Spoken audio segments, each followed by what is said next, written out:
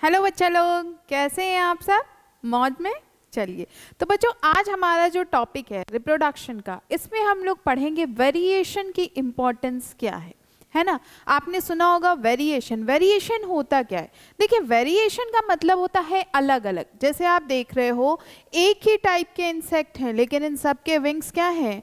अलग अलग है। ये जिराफ है तो एक ही स्पीशीज लेकिन सबके कलर अलग अलग है। सीशल आपने देखे होंगे, बहुत सारे कलर के दिखते हैं, है ना। स्ट्रक्चर भी कभी कभी चेंज हो जाता है, कलर भी कभी कभी चेंज हो जाता है। नॉर्मल हम लोग जो मिर्ची खाते हैं, कैप्सिकम आपने देखा होगा, रेड भी होता है, येलो भी होता है, ग्रीन भी होता है। मिर्ची के भी बहुत सारे कलर होते हैं, तो इसे हम लोग कहते हैं वेरिएशन। वेरिएशन मतलब अलग अलग जो चीज़ें हमें दिखाई पड़ती हैं, that is known as variation. अब बात ये आती है, क्योंकि हम लोग बायोलॉजी पढ़ रहे हैं, तो बात ये आती है ये वेरिएशन की ज़रूरत क्यों है ना। ऑब्वियस सी बात है भाई, कोई चीज़ हो रहा है तो उसके पीछे का कोई रीज़न होगा। वही रीज़न आज हम लोग को जानना है कि ये वेरिएशन होता क्यों है, इसका क्या इम्पोर्टेंस है। देखिए, हर ऑर्गेनिज्म जो होते हैं ना, ये अलग अलग जगहों पे पाए जाते हैं। जैसे एक फिश देख लीजिए, पानी के अंदर पाई जाती है। फ्रॉग पानी के अंदर और बाहर भी पाया जाता है। अब यहाँ पे आप देखिए, फिश है, कैमल है, ये तो ऐसी जगह पे रहता है जहाँ पानी का नामो निशान नहीं मिलता है। कभी कभार बेचारे को पानी मिल जाता है, वरना मिलता भी नहीं है। उसके बाद यहाँ पे देखिए, जिराफ हैं, ऑस्ट्रिच हैं, ये जंगल में रहते हैं। तो ये सब क्या है, पॉपुलेशन जो होते हैं ऑर्गेनिजम्स के ना, ये एक वेल डिफाइंड प्लेसेस पे रहते हैं। जैसे मछली है, फिश है, तो फिश को हम यहाँ पे डेजर्ट में ले जाके नहीं छोड़ सकते, अगर छोड़ भी दोगे तो वो मर जाएगी। कैमल को हम पानी के अंदर नहीं रख सकते, है ना। या फिर ऑस्ट्रिच को हम अपने घर में पेट नहीं रख सकते, जिराफ है उसको अपने घर में पेट नहीं रख सकते। तो ये जो अलग अलग जगहों पे रहते हैं, इसे हम लोग कहते हैं नीचेस। मतलब कि जैसे पोलर बियर है, तो ये हमेशा ठंडी जगहों पे ही पाया जाता है, जहाँ बर्फ गिरती है, अच्छी खासी अमाउंट में बर्फ होती है वहाँ। अपने साइड में इंडिया में पोलर बियर कहाँ मिलता है? नहीं मिलता है। स्पेशली अगर आप यूपी वगैरह देखो, राजस्थान वगैरह देखो, तो इन जगहों पे तो और नहीं, कभी पॉसिबल ही नहीं है कि पोलर बियर आए और यहाँ रह जाए। ओके, सो इनकी जो बॉडी होती है वो उस तरीके से डिज़ाइन की होती है ताकि वो उस पर्टिकुलर जगह पे जहाँ रह रहे हैं उसको अडेप्ट कर सके।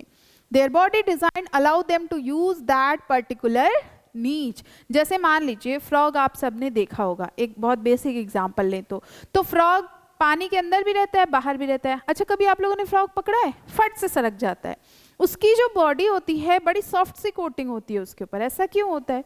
नॉर्मली अगर देखें तो हम लोग अगर बहुत देर पानी में रहे, जैसे अगर कभी आपने वाटर पार्क या स्विमिंग के लिए गए होगे या नदी वगैरह में गए होगे, तो कुछ देर नहाए फिर निकल के चले आए। ऐसा तो नहीं है कि हम अपनी लाइफ पूरी पानी में ही बिता सकते हैं।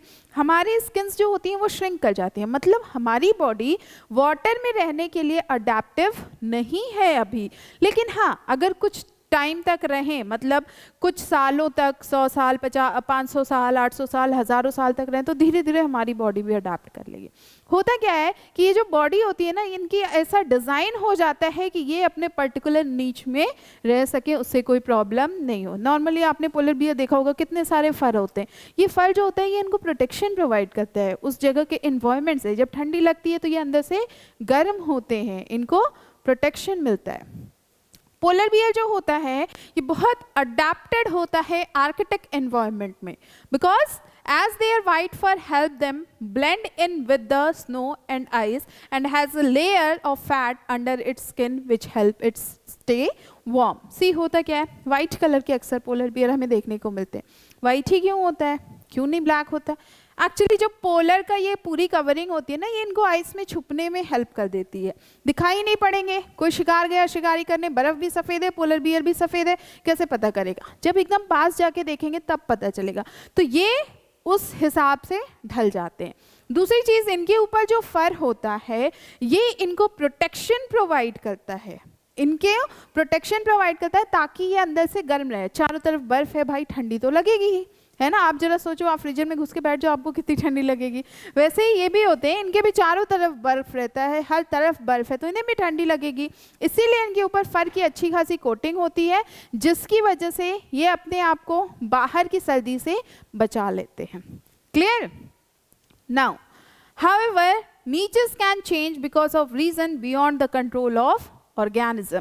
नीचेस में क्या होता है, चेंजेस आने लगते हैं। जैसे कि नीच मतलब कि जगह, उस जगह पे चेंज आने लगता है। अब कैसे, मान लीजिए ग्लोबल वार्मिंग हो रही है इन वजहों से, या फिर भूकंप आ गया इन वजहों से, या कुछ भी नेचुरल डिजास्टर हो सकता है उस रीजन की वजह से, धरती फटने लगी, आसमान फट पड़ा, कुछ भी हो सकता है ना। जैसे एक टाइम पे डायनासोर्स भी गायब हो गए, उसके बारे में भी हम लोग बात करेंगे। तो नीचेस जो होते हैं ये चेंज होते हैं कुछ रीजंस की वजह से जो हमारे कंट्रोल में है और नहीं है। जैसे ग्लोबल वार्मिंग, ये हमारे कंट्रोल में, ये हम लोग कंट्रोल कर सकते हैं, लेकिन नेचुरल डिजास्टर्स ये हमारे कंट्रोल में बिल्कुल भी नहीं है कि कब कहाँ पे क्या हो जाए। तो उसकी वजह से भी चेंजेस होते रहते हैं।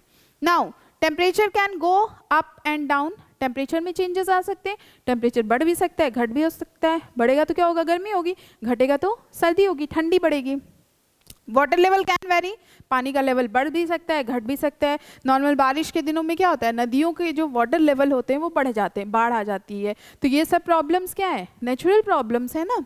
एंड और मेटेरियोराइट हिट्स, इसका मतलब आप लोग जानते हो, इसका मतलब ये होता है स्पेस से कोई पार्टिकल, मतलब कोई बड़ा सा चीज़, स्टोन टाइप का, वो नीचे गिरता है, अर्थ पे गिरता है, और उसकी वजह से वहाँ पे काफ़ी जगह हो जाती है। ओके, सो मेटेरोराइट्स हिट्स का मतलब होता है कि कोई बड़ी सी चीज़ गिरी और जिसकी वजह से स्पेस से कोई रॉक गिरा, उसकी वजह से होल हो जाता है थोड़ी दूर तक। ठीक, ये भी तो अपने बस में नहीं है, कब कहाँ हो जाए नहीं पता। Now if this is a drastically altered, population will be wiped out. अगर बहुत ड्रास्टिकली चेंजेस होता है इन्वायरमेंट में, मतलब कि जैसे मान लीजिए आज का टेम्परेचर 30 डिग्री है, कल सुबह 35 हो जाए, परसों 40 हो जाए, फिर 45 हो जाए, बहुत ड्रास्टिक चेंजेस होने लगे, हर एक दिन पे 5 से 10 डिग्री टेम्परेचर बढ़ रहा है, तो क्या होंगे, हम सब लोग वाइप आउट हो जाएंगे। जैसे कि एक टाइम पे डायनासोर्स थे और वाइप आउट हो गए कुछ सडन प्रॉब्लम्स की वजह से। अब पता लगाया जा रहा है कि किन प्रॉब्लम्स की वजह से ये गायब हुए हैं, मतलब विलुप्त हुए हैं। तो ये डोडो है, ये भी एक्सटिंक्ट हो गया है, अब इसकी भी कोई वैरायटी नहीं है। वाइट टाइगर, ये भी मतलब ऐसा कहा जा रहा है कि ये भी एक्सटिंक्ट होने की कतार पे आ गए हैं। ओके, कुछ में वेरिएशंस जो होते हैं ना, कुछ ऑर्गेनिजम्स ऐसे होते हैं कि वो अपने आप को एनवायरनमेंट के हिसाब से एडजस्ट कर लेते हैं, जिसकी वजह से उनको एक्सटिंक्शन की प्रॉब्लम नहीं होती, मतलब वो विलुप्त नहीं होते। जैसे ये प्लांट देखिए, some variations are present, population can survive, कुछ बड़े इजीली सर्वाइव कर लेते हैं, और कुछ जो होते हैं उनमें चेंज हो जाता है, उसकी वजह से वो सर्वाइव करते हैं। For example, Indian pipe plant earlier was photosynthetic due to the presence of chlorophyll. ये इंडियन पाइप प्लांट है, ये पहले इसमें क्लोरोफिल पिगमेंट्स थे। अब क्लोरोफिल पिगमेंट्स होने की वजह से ये फोटोसिंथेसिस करते थे। नॉर्मल सी बात है भाई, क्लोरोफिल पिगमेंट होगा तो वो फोटोसिंथेसिस करेंगे। धीरे धीरे धीरे क्या हुआ, during the course of evolution it lost its chlorophyll and become saprophytic. धीरे धीरे क्या हुआ, धीरे धीरे जब चेंजेस होने लगे तो इसके क्लोरोफिल खत्म होने लगे, गायब होने लगे, और इसने खुद को क्या बना लिया, ऑटोट्रॉप से सेप्रोफाइटिक बना लिया, मतलब किसी और पे डिपेंड रह गया अपने फूड के लिए। So these variation in the plant mode of nutrition has helped it to survive till date. आज के टाइम में ये प्लांट अपने आप को बदला, इसलिए सरवाइव कर रहा है। तो जैसे कहते हैं ना, परिवर्तन संसार का नियम है। परिवर्तन अगर संसार का नियम है तो परिवर्तन अगर आप अडॉप्ट करोगे, चेंज अडॉप्ट करोगे, तभी सर्वाइव कर पाओगे। ये थॉट ऐसे ही नहीं कहा गया है, या ये सबके ऊपर लागू होता है। हम लोग हैं, प्लांट्स हैं, एनिमल्स हैं, कोई भी हो, तो ये सबके ऊपर लागू होता है, अप्लाई होता है।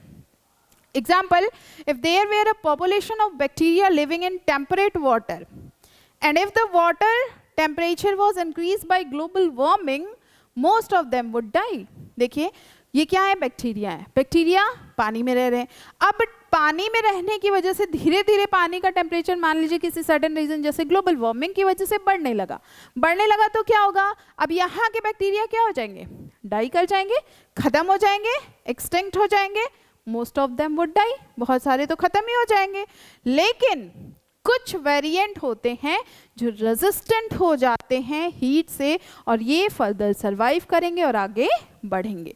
कहने का मतलब फिर वही है कि जिसने चेंज को अडॉप्ट कर लिया वही सरवाइव कर सकता है, उसके अलावा कोई नहीं सरवाइव कर सकता। मतलब कि अगर रेजिस्ट हैं कि हम अपने आप में चेंजेस नहीं लाएंगे तो उनका सर्वाइवल भी मुश्किल हो जाता है।